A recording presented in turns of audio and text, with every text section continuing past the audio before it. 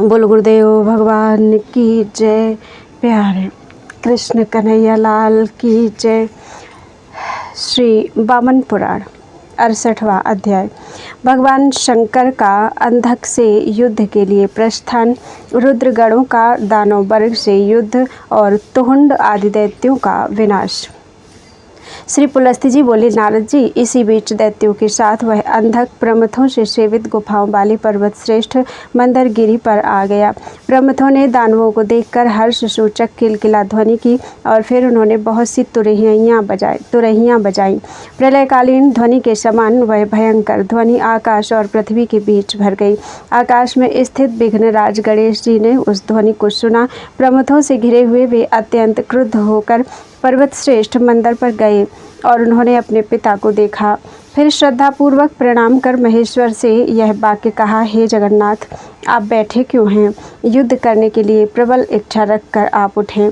विघ्नेश्वर गणेश के कहने पर जगतपति महादेव ने अंबिका से कहा, मैं अंधक को मारने के लिए जाऊंगा, तुम सावधानी से रहना। उसके बाद पर्वत नंदिनी ने महादेव को बार बार गले लगाकर एवं प्रेमपूर्ण दृष्टि से उन्हें देखकर कहा, मंगल वचन कहा, जाइए और अंधक पर विजय प्राप्त कीजिए। उसके बाद गौरी ने देवश्रेष्ठ शंकर को चंदन, रोचना और अंजन लगाया एवं अत्यंत प्रसन्नतापूर्वक उनके चरणों की वंदना की। उसके बाद महादेव ने मालिनी, जया, विजया, जयंती और अपराजिता से कीर्ति बढ़ाने वाला यह वचन कहा, तुम लोग सुरक्षित घर में सतर्कता से रहना और प्रयत्न पूर्वक पार्वती जी को असावधानी से बचाना। उन सभी को इस प्रकार समझाने बुझाने के बाद वृषभ पर सवार होकर शूल धारण करने वाले विजयाभिलाषी बलशाली भगवान शंकर आत्मविश्वास के साथ संतुष्ट होकर घर से चल पड़े। घर से चलते समय गणाधिपों ने शंकर को चारों ओर से घेर कर जय जयकार किया। महर्षि, शूल धारण करने वाले संसार के पालक महेश्वर के युद्ध करने के लिए घर से निकलने पर उनकी जय के लिए शुभ, सौम्य और मंगलजनक लक्षण सगुन प्रकट हुए। उनकी बाईं बगल में श्रीकालिनी स्थित होकर ऊंचे स्वर में बोलती हुई आगे आगे जा रही थी। मांसभक्षी प्राणियों का समूह प्रसन्नतापूर्वक रक्त के लिए जा रहा था। शूलपाणी का सारा दाया अंग फड़क उठा। हारित पक्षी मौन होकर पीछे की ओर जा रहा था।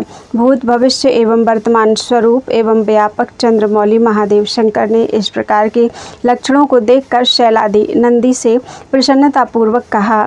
शंकर जी ने कहा, हे नंदन, गणेश्वर, इस समय कल्याणकारी लक्षण दिखाई दे रहे हैं, इसलिए आज मेरी विजय होगी, किसी भी प्रकार पराजय नहीं हो सकती। शंकर के उस वचन को सुनकर शैलादि ने उनसे कहा, महादेव, आप शत्रुओं को जीत लेंगे, इसमें संदेह ही कौन सा है।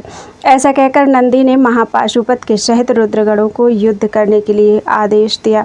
फिर तो भांति भांति के शस्त्रों को धारण करने वाले वे वीर दानव सैन्य के पास पहुंचकर उसे ऐसे कुचल कर नष्ट करने लगे जैसे वज्र वृक्षों को नष्ट करता है। बलशाली प्रमथों द्वारा मारे जा रहे वे दैत्य दानवगण भी हाथों में कूट मुक्दर लेकर प्रमथों को मारने लगे। उसके बाद युद्ध देखने की लालसा से इंद्र, विष्णु, ब्रह्मा, सूर्य एवं अग्नि आदि देवगण आकाश में एकत्र हो गए। नारद जी उसके बाद गाने बजाने के साथ दुंदुभियों की ध्वनि आकाश में गूंजने लगी। फिर तो देवताओं के देखते ही देखते क्रुद्ध होकर महापाशुपत आदि गण दानव सेना का विध्वंस करने लगे। गणेश्वरों द्वारा चतुरंगिणी रथ, हाथी, घोड़े, पैदल 4 अंगों वाली सेना को मारी जाती हुई देख करके क्रुद्ध होकर तुहुंड तेजी से आगे बढ़ा। ढाल से बंधे हुए लौह के बने चमचमाते भयंकर परिघ को लेकर वह इंद्र के ऊंचे ध्वज के समान अत्यंत सुशोभित हो रहा था। बलशाली तुहुंड उस परिघ को घुमाते हुए युद्ध में गणों को मारने लगा। रुद्र से लेकर स्कंद तक वे सभी गण भयभीत होकर भाग चले। उस सेना को नष्ट हुई देखकर गणनाथ विनायक दानव श्रेष्ठ तुहुंड की ओर तेजी से दौड़े। महाबलशाली दुष्टात्मा दैत्य ने गणपति को सामने आते देखकर उनके कुंभस्थल में परिघ का वार कर दिया। ब्रह्मन, वज्र से अलंकृत वह परिघ विनायक के कुंभ स्थल पर ऐसे सैकड़ों टुकड़े हो गया जैसे मेरु के शिखर पर वज्र सैकड़ों टुकड़े हो जाता है। परिघ को विफल हुआ देखकर अपने मामा की रक्षा करते हुए राहु ने आने वाले पार्षद को अपने भुजापाश में जकड़ लिया। भुजापाश में बांधे हुए होने पर भी उन महोदर ने दानव को बलपूर्वक खींचकर उसके मस्तक पर कुठार से वार किया। वह काष्ठ के समान 2 टुकड़े होकर पृथ्वी पर गिर पड़ा। फिर भी बलशाली दानवेश्वर राहु ने उन्हें नहीं छोड़ा। नारद जी, उन्होंने छूटने का प्रयत्न तो किया किंतु उससे भी छूट न सके। राहु द्वारा विनायक को बंधा हुआ देखकर कुंडोदर नाम के गणेश्वर ने तुरंत मूसल उठा लिया और उन महात्मा ने दुरात्मा राहु पर दे मारा। उसके बाद कलश के ध्वज वाले गणेश ने प्राश द्वारा राहु के हृदय पर भी चोट कर दिया। घटोदर ने गदा से उन राक्षसों के अधिपति शुकेशी ने तलवार से वार किया। उन चारों द्वारा प्रहार किए जाने पर राहु ने गणाधिपति को छोड़ दिया। छूटते ही उन्होंने फरसे से तुहुंड के मस्तक को काट दिया। तुहुंड के मारे जाने और राहु के पीठ दिखा देने पर क्रोध रूपी विष को छोड़ने की कामना वाले प्रलयकाली अग्नि के समान 5 गणेश्वर एक साथ दानव श्रेष्ठों की सेना में बैठ गए। अपनी उस सेना को मारी जाती हुई देखकर वायु के समान तीव्र गति वाले बलशाली बलि ने गदा लेकर विनायक के कुंभ स्थल, मस्तक एवं सूंड पर वार किया। कुंडोदर की कमर तोड़ दी, महोदर के सिर की खोपड़ी को विधुन दिया, कुंभध्वज के जोड़ों को चूर चूर कर डाला एवं घटोदर की जांघों को तोड़ दिया। उन गणाधिपों को पीछे भगाकर वीर श्रेष्ठ वह बलशाली असुरेंद्र तुरंत स्कंद, विशाख आदि मुख्य गणेश्वरों को मारने के लिए दौड़ पड़ा। भगवान महेश्वर ने उसे आते हुए देखकर गणों में सर्वश्रेष्ठ शैलादि को बुलाकर कहा, वीर जाओ और संग्राम में दैत्यों को मारो। वृषभध्वज के ऐसा कहने पर शिलाद के पुत्र नंदी ने वज्र लेकर के बलि के पास जाकर उसके सिर पर वार किया, जिससे वह अचेत होकर धरती पर गिर पड़ा। अपने भतीजे को बेहोश जानकर बलवान कुंभज ने क्रुद्ध हो मुसल लेकर उसे घुमाते हुए नंदी की ओर तेजी से फेंका। भगवान नंदी ने आते हुए उस मुसल को तुरंत हाथ से पकड़ लिया और उसी से युद्ध में कुजम्भ को मार दिया। वह प्राणहीन होकर भूमि पर गिर पड़ा। वीर नंदी ने कुजम्भ को मूसल से मारकर वज्र द्वारा सैकड़ों दानवों को भी मार डाला। गणनायक द्वारा मारे जा रहे वे सभी दानव दुर्योधन की शरण में गए। दुर्योधन ने गणाधिप द्वारा वज्र के आघात से दैत्यों को मारा हुआ देखकर बिजली के सदृश प्रकाश से युक्त प्राश ले लिया तथा तुम मारे गए ऐसा कहते हुए उसे नंदी की ओर फेंका। नंदी ने आ रहे उस प्राश को वज्र से इस प्रकार टुकड़े टुकड़े काट दिया जैसे चुगलखोर व्यक्ति गुप्त विषय का भेदन कर देता है। उसके बाद उस प्राश को विदीर्ण हुआ देख दुर्योधन मुट्ठी बांधकर गण नंदी के पास पहुंचा। उसके बाद ही नंदी ने शीघ्रता से ताल के समान उसके मस्तक को कुलिस से काट डाला। मारे जाने पर वह पृथ्वी पर गिर पड़ा और भयभीत हुए सभी दैत्य तेजी से 10 दिशाओं में भाग गए।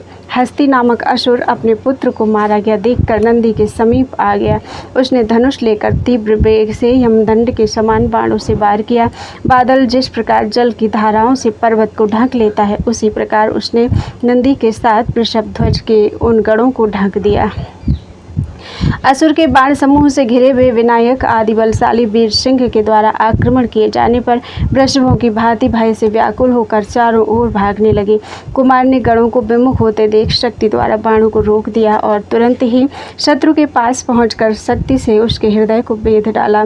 शक्ति के हृदय के बिंध जाने पर हस्ती भूमि पर गिर पड़ा तथा मर गया और शत्रु सेना पीठ दिखाकर विमुख हो गई।